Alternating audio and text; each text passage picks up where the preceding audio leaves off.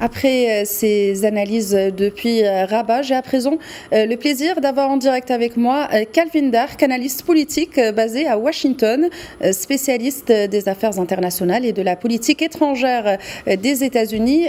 Calvin Dark, bonsoir, merci d'avoir accepté notre invitation. Bonsoir.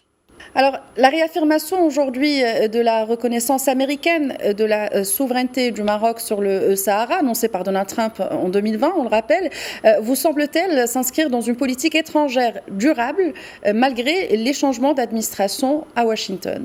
Oui, ça c'est vrai parce que nous savons qu'il y a la continuité dans les relations, les positions américaines depuis l'époque de Bush, Obama, Trump, Biden et maintenant Trump.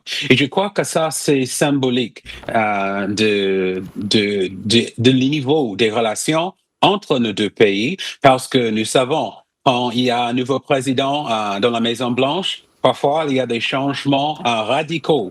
Mais quelque chose qui ne change pas, c'est les relations très fortes, dynamiques ou multilatérales entre les États-Unis et le Maroc. Et je crois que c'est un signe de ça dans la réaffirmation de la position américaine par président Trump pendant la fête du trône. Alors, comment cette position américaine peut-elle, selon vous, influencer d'autres grandes puissances ou des institutions internationales, je pense notamment à l'ONU, et ainsi modifier les équilibres diplomatiques autour de la question du Sahara marocain?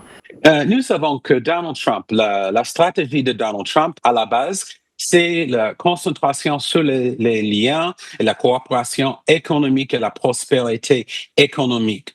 Alors, il dit que si on se concentre sur la coopération économique, par exemple, tous les autres problèmes, comme l'instabilité, comme le terrorisme, les menaces de sécurité en Afrique, le Moyen-Orient, en Europe, ça c'est place deuxième s'il y a de la prospérité économique. Alors, je crois que la position de l'administration Trump, c'est que nous savons le problème au Sahara entrave depuis longtemps la coopération entre les États-Unis et le Maroc et surtout la coopération entre le Maroc et ses partenaires dans la région. Alors, je crois que Donald Trump, il veut présenter un exemple au monde que si on peut résoudre ces problèmes depuis longue date, comme le problème au Sahara, ça va ouvrir les portes pour la prospérité et la coopération économique. Alors, je crois que parce que ça, c'est le focus de Donald Trump, il veut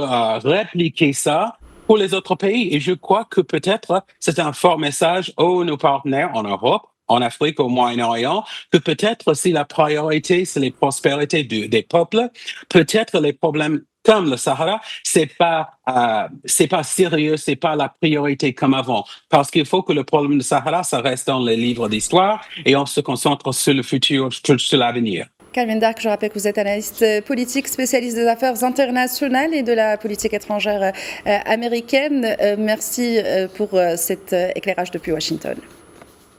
Merci.